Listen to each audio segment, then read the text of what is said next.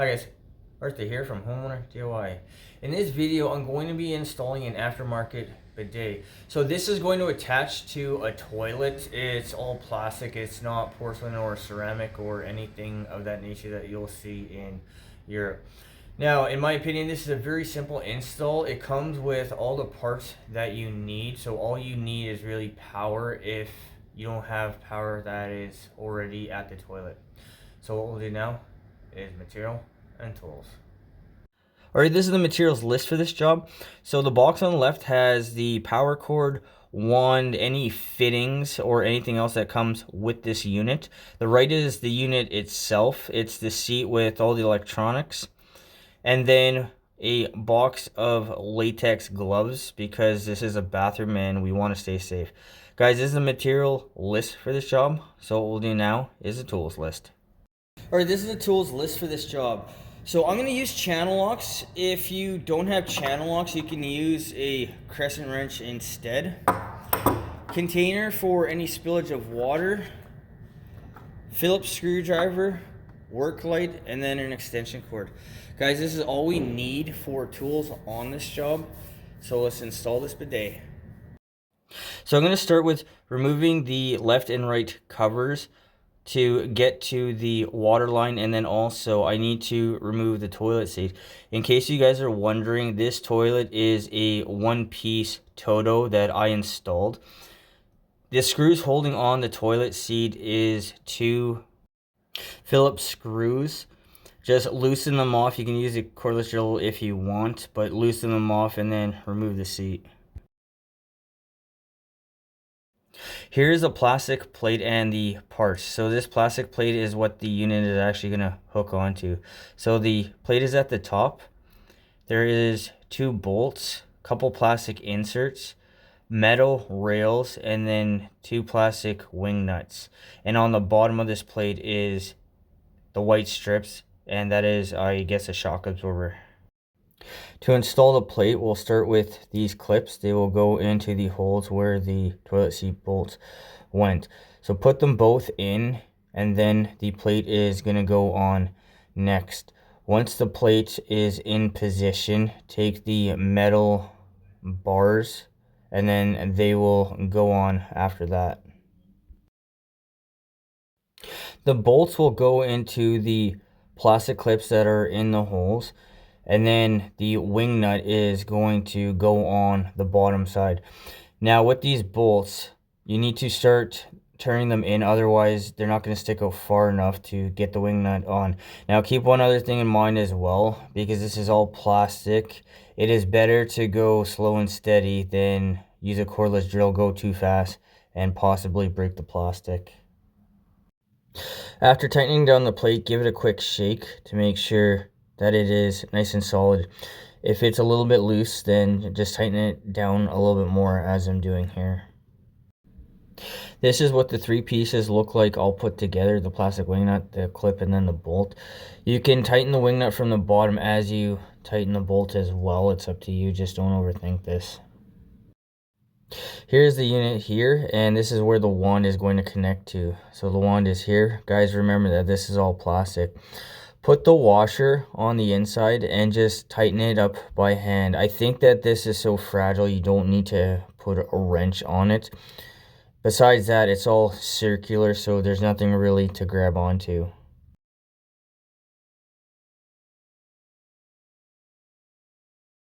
On the other side of the unit, this is where the water will connect for the unit.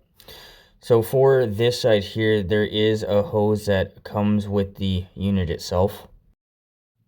Here's the hose that comes with the unit. So the washers are both plastic. There is the rubber washer already inside. It doesn't matter which side you tighten on, but tighten it up just hand tight. You shouldn't need a wrench or pliers because this is only plastic. But tighten it on to the unit, and then you can get the unit ready and slide it into position. So for this toilet, there is a hole on the left. I think it's actually for a bidet attachment. So I'm going to put the hose into the hole and then slide the unit onto the bracket plate that's attached to the bowl. This one did not make any type of clicking or type of sound to tell you that it's actually in place. Once it's in place, give it a shake. You can tighten up the bolts if necessary, but keep in mind everything is plastic, so be cautious about how much you tighten it. This is the T for the water line for the bidet, so the nut goes to the top. The branch is going to be the water line for the bidet, and then the bottom is going to be the water line from the hose. This is the washer that is going to go into the top where the nut is, just like that. Next, the toilet line can be loosened off from the tank. Make sure that you have a container, because even if you flush the toilet, you're still going to get a little bit of spillage. First thing is shut off the valve and then flush the toilet to get the water out of the tank. Once this is done, the water line at the tank can be removed. With the design of this toilet, this makes this really awkward because there's not much space to work with. But what I originally did was I put the water line from the bidet to the T first, and then I realized that I had problems trying to get everything figured out. So you can either put the water line onto the T first and then tighten it up, or you can put the T onto the tank first and then get it into position. So I've hand tightened the nut onto the fill valve for the toilet. Now, one thing to keep in mind, because this T is metal and then the fill valve threads are all plastic, it is very easy to cross thread. I actually ran into this problem a couple times. If you cross thread, you're going to mangle the threads on the fill valve, and then you're going to have to replace it. What you can also do is spin the T as you need to get into the rough position that you want as you're tightening on the nut. Now the water line going to the bidet can be tightened on. So once again, this is only plastic. Make sure that you don't kink the line or twist it, because if that happens, you either will get low pressure going to the bidet, or it'll be really loud when water is flowing through it. With that done, the toilet line can be hooked up. I don't think it matters which end that you would connect it to the T. If you want the bidet line to go to the bottom and then the toilet line to go to the side, I don't think it's going to change anything. The only thing that has to be done the right way is the nut has to go to the fill valve, but I don't think that you can do this any other possible way. With all the water connections done, the water can be turned on at the valve. So once the water is turned on, make sure that you visually look and put your hand and feel different areas where the T is to make sure that nothing is leaking. This is going to be only the first of a bunch of checks. This extension cord is just temporary power coming from the mechanical room next door. So I'm going to plug in the unit, and then I'm going to try the different modes and see how everything works and make sure it's all working correctly. Alright, with the unit plugged in, now it'll be time to try the different modes.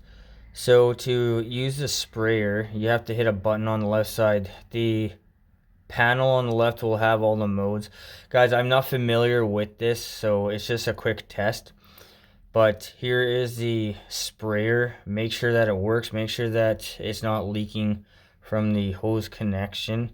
And then go through and try different modes on the bidet. Really, in this case, just consult the instruction manual on how to use the unit. Here are the hangers for the wand. So they have 3 different shapes. There's an adhesive back. So just pull off the cover for the adhesive and then place the hook on the wall or wherever it's going to be convenient for you, and that's going to hold the wand off to the side. Now it's time to do a final check for leaks. So look at all the connections, make sure nothing is leaking. For the other end of the hose, make sure that there's nothing leaking between the unit and the hose itself. And then for the wand hose, once again, make sure nothing is leaking. For this toilet, the covers need to be put back on. Once the covers are back on, that is it for this job. So one final check for any leaks. As long as everything looks to be okay, you're done. So what we'll do now is an overview of this job. Alright guys, so that concludes this job. So I think the one thing you need to keep in mind is when you are going to screw something metal to something plastic, you can very easily cross thread and mangle the threads on the plastic side. I actually had to go back when I went with the T, and I had to do this a couple times just because I was starting to cross thread. You'll know you're cross threading when it's crooked, it's not straight anymore. But other than that, everything went really well on this job. It was straightforward. In my opinion, this is a DIY friendly job. The time on the job. The time was about an hour. I could do this a lot faster than that without filming, but I would say for a DIY, be prepared for an hour. You don't need anything really for tools, so this is a very simple, straightforward install that you can do yourself. The cost of this job. Now this was a customer supplied bidet. When I looked online, I would say ballpark about $500. I don't know where the customer bought this from, but based on what I saw, this thing is in roughly the $500 range. So that is what you can go off of for this job. Guys, I hope you enjoyed the video. I hope you learned something. I hope something here is going to help you on your project when you need to go ahead and do that. Guys, till next time, please hit the like button, subscribe, and I'll see you on the next project.